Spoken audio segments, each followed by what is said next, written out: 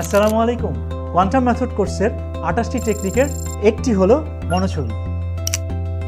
Meditation কোর্সের দ্বিতীয় দিনে যখন মনোছবি মেডিটেশনটা হয়, তখনই আমি এটা প্রায় সিদ্ধান্ত নিই যে আমি জ্যোতির্বিজ্ঞান বিষয়ে পড়তে চাই। কিন্তু এই যে কনফিডেন্সটা, আসলে এটা কিন্তু যদি ব্যক্তিগতভাবে আমাকে প্রশ্ন করেন কিভাবে আপনার হলো, আসলে আমার হয়েছিল মন ছবির মাধ্যমে। আমার জীবনে মন ছবির সার্থক প্রয়োগ ঘটে যখন আমি এইচএসসিতে পড়ি।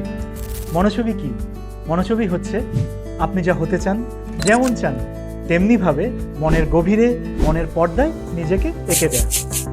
মনোছবি হচ্ছে ভবিষ্যতের বাস্তব আপনি। মনোছবির টেকনিক কাজে লাগিয়ে সফল হয়েছেন অসংখ্য মানুষ।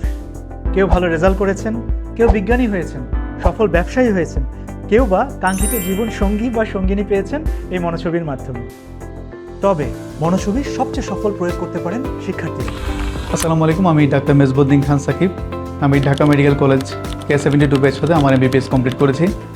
বর্তমানে জাতীয় অর্থোপেডিক হাসপাতাল ও পুনর্বাসন প্রতিষ্ঠানে MS অর্থোপেডিক সার্জারি কোর্সে প্রশিক্ষণরত আছি। মেডিকেলে উচ্চতর প্রশিক্ষণের ক্ষেত্রে MDMS পরীক্ষা, FCPS পরীক্ষা এগুলোতে চান্স পাওয়া অত্যন্ত কঠিন এবং প্রতিযোগিতাপূর্ণ। এর মধ্যে আরও বেশি কঠিন এবং পরিশ্রম প্রতিযোগিতামূলক হচ্ছে MS অর্থোপেডিক সার্জারিতে চান্স পাওয়া। আমি মনছবির মাধ্যমে মনছবি অনুযায়ী পরিশ্রম, পড়াশোনা এবং রুটিন মাফিক কাজ করে প্রথমবারেই MS অর্থোপেডিক সার্জারি কোর্সে নিটোরে চান্স পেয়েছি। তো কোয়ান্টাম মেথড কোর্স করার পর আমি মন ছবি দেখি যে আমি বুয়েটে পড়ব এবং নিয়মিত মন ছবির মেডিটেশনে আমি দেখতে থাকি যে আমি বুয়েটে পড়ছি এবং শুকর আলহামদুলিল্লাহ পরবর্তীতে সেই মন ছবি সার্থক হয়। আমি বুয়েটে চান্স পেয়ে যাই।